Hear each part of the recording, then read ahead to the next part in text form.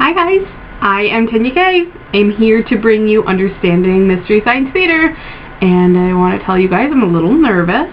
Usually I'm not, since I've been, doing my own vlogs for over a year now, but I'm really excited about this concept, and I really don't want to fail.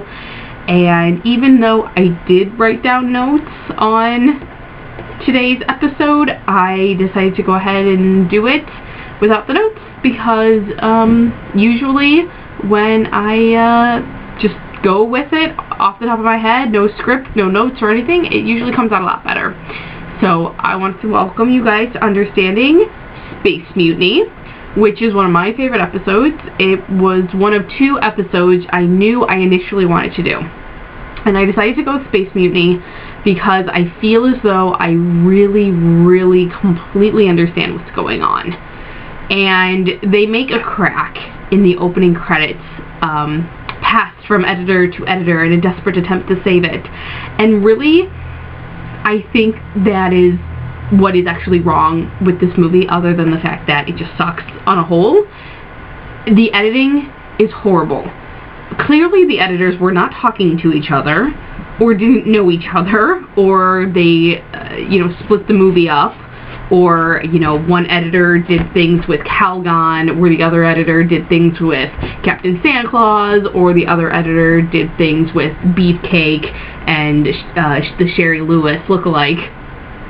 But there's a lot of information that we as the audience have to know about what's going on, and they don't really know how to give us that information, so instead they show us these short shots, or these short scenes that are about, I want to say, anywhere from like half a minute to a minute and a half long, and they're really not in any order. They're definitely not in any order that makes sense. So there's a lot of information we need to know. We need to know that McPherson is working for Calgon, and he is recruiting people to the enforcers. We need to know that there is a group of witches that have manipulated their way on board because they know something bad is going to happen, and this particular ship of people needs saving, so they come there to do their best to wipe out.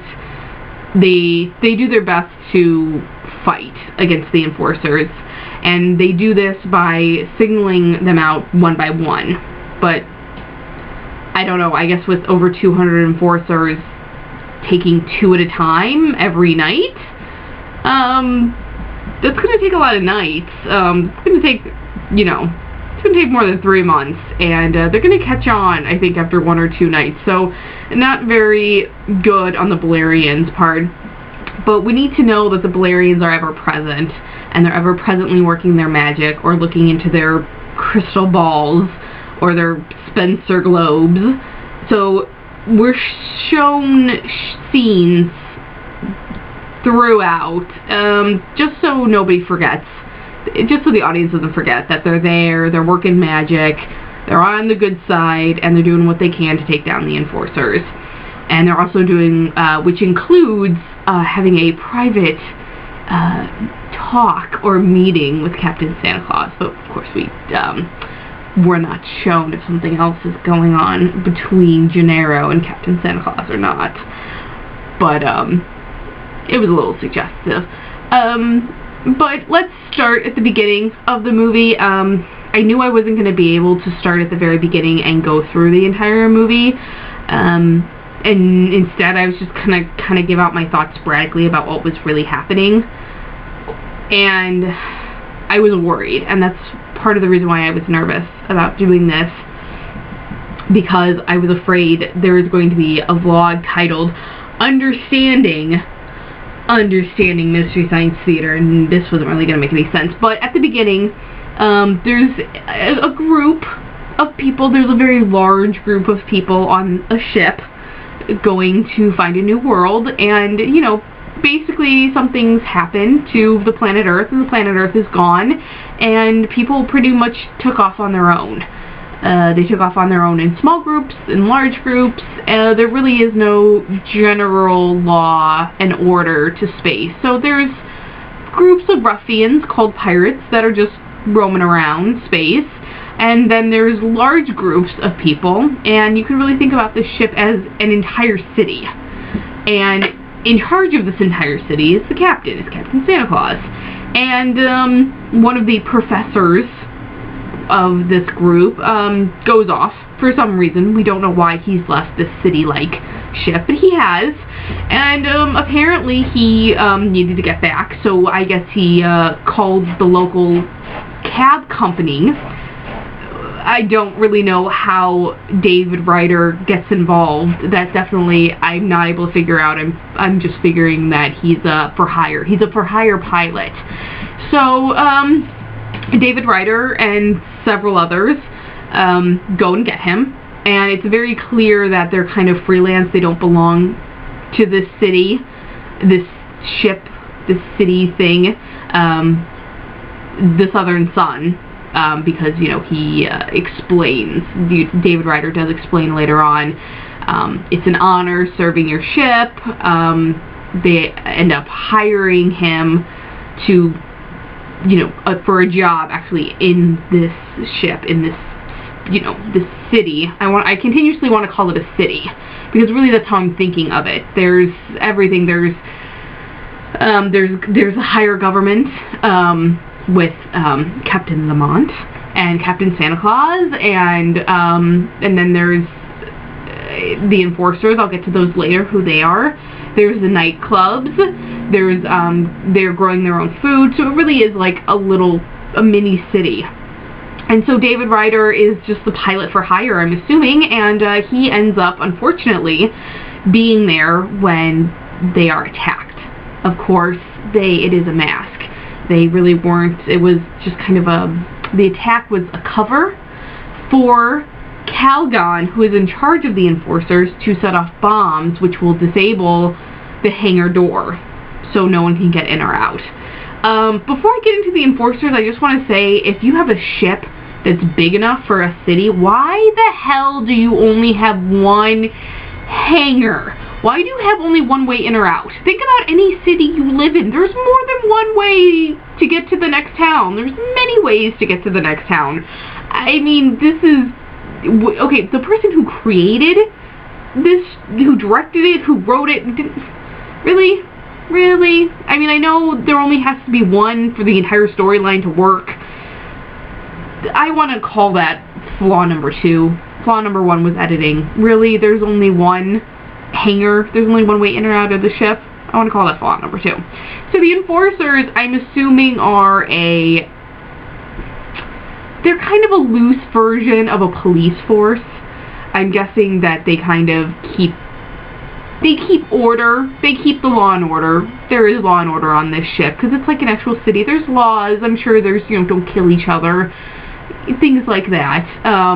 Don't steal your neighbor's dehydrated food, and that's what the enforcers are. I mean, it makes sense. They're called the enforcers. They are enforcing laws. But of course, one would think that they work for Captain Santa Claus. But Calgon, who is in charge of the enforcers, has gotten a little power hungry, and he doesn't want to travel through space anymore to a extremely distant, extremely far away planet, which I'm assuming is their destination. He wants to just land on the nearest planet available and rule, because he's sick of being in space. So he has hired McPherson to convert some of the good guys to being the enforcers, to help grow the enforcers, so when he does launch his attack, he'll have more men on his side. More people on his side, I should say, even though we never do see any women enforcers in combat. We see women enforcers, but we never see any women enforcers in combat. That thought just sprang to my mind. That was interesting.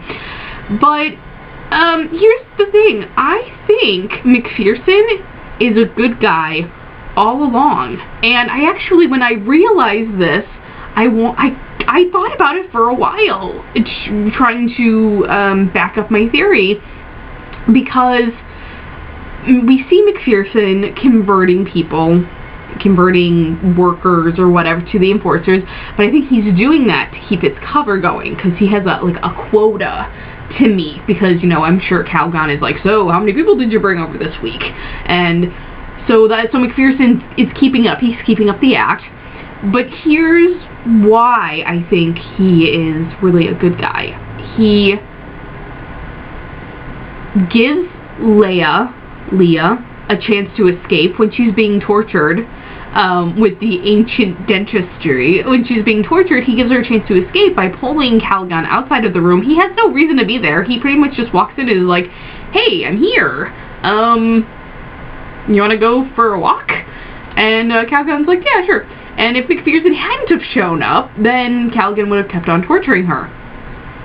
So he gave her a chance to escape. And another thing is Calgon was torturing her for the countermeasures that only Captain Santa Claus has, which I'm assuming are the codes to run the ship.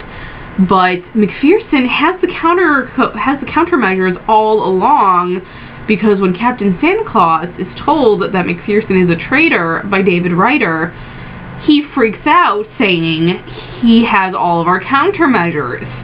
So McPherson doesn't let Calgon know he has all the countermeasures. Now, if McPherson really was on the Enforcer's side, he would have let Calgon know way beforehand. And now we also know that when push comes to shove and they actually are attacking, McPherson is actually starts shooting people. However, I think McPherson was really shooting people, the workers that he had converted, so he knew they were bad. And he, he tried to tell David Ryder that they were on the same side. I don't think he went about it in the best way to save his life. But, this, by the way, is my cat, Max. Say hi, Max. Max says hi. Let's see, I'm trying to think what else, really, I can't think of anything else left to explain in Mystery Science Theater, Space Mutiny. I honestly just got distracted by the kitty. So yeah, if there's anything left that you guys didn't understand about the movie, please feel free to leave it in the comment section. Down below. Down below. And I will quite possibly just make a second video answering all of your guys' questions. Thank you so much for watching. I will see you guys next time, whether that be next week or next month, but I'll see you guys next time for the next roundup of Mystery Science Theater movies that we need to understand. Thank you so much for watching once again. I'll see you guys next time. Bye.